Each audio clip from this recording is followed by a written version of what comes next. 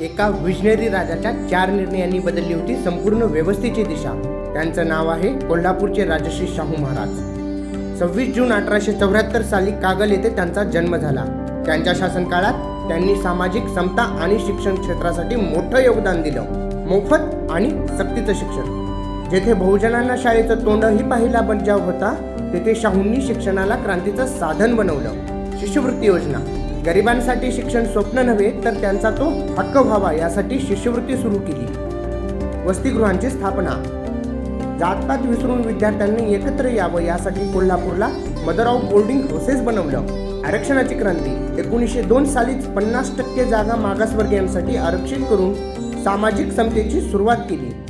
शाहूंनी दाखवलेला रस्ता आजही सामाजिक न्यायासाठी मार्गदर्शक आहे.